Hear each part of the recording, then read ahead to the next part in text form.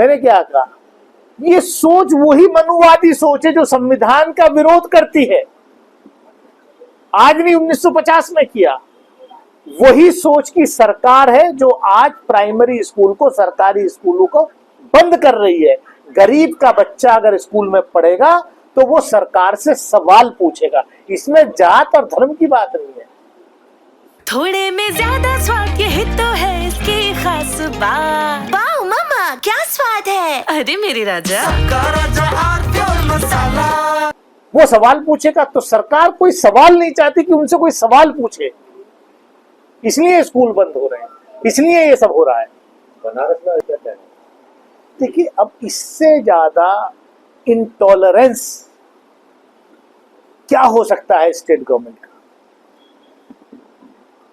कि प्रधानमंत्री की कॉन्स्टिट्यूएंसी में अगर विकास में भ्रष्टाचार को उजागर कोई करता है, और वो भी एक राष्ट्रीय पार्टी का प्रदेश अध्यक्ष, तो उसमें मुकदमा हो जाता है।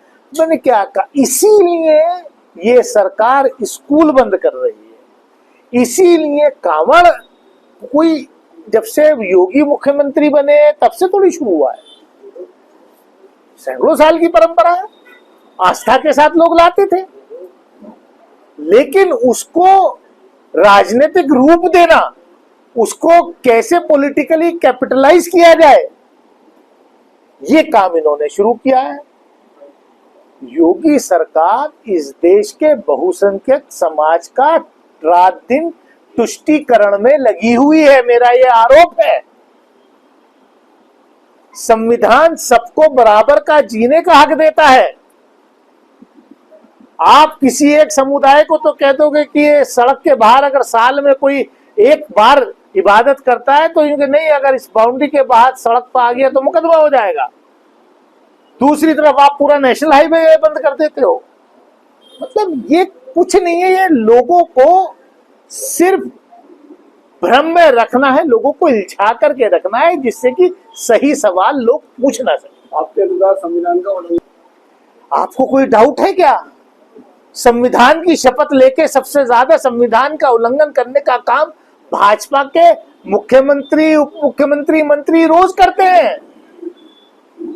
ऑपरेशन सिंदूर में किया, हमारी बेटी जो सेना के लिए लड़ रही थी, उनके बारे में क्या कहा भाजपा के मुख्यमंत्रियों ने, मंत्रियों ने?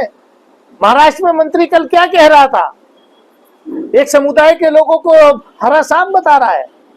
आप मतलब, क्योंकि इनको लगता ही नहीं कि बाबा साहब का जो संविधान है उसमें इनका विश्वास ही नहीं है, मजबूर है, क्योंकि देश की जनता जागरूक है। इनका बस चले तो ये तो कह ही रही कि हमारे 400 सीट ले आओ, हम संविधान बदल देंगे। 2027 में समाजवादी पार्टी के साथ मिलकर आपका चुनाव लड़ा जाएगा, क्या मुरादाबाद जनपद में भी कोई सीट मांगने के लिए? अभी कांग्रेस पार्टी का संगठन को मजबूत करने पर फोकस है। संगठन मजबूत करने के बाद 2026 का जो पंचायत का चुनाव होगा, उसमें अपनी जोरदार उपस्थिति दर्ज कराने का लक्ष्य है। फाइनल लक्ष्य उत्तर प्रदेश के अंदर 2027 में कैसे भाजपा को उखाड़ के फेंका जाए, ये लक्ष्य है।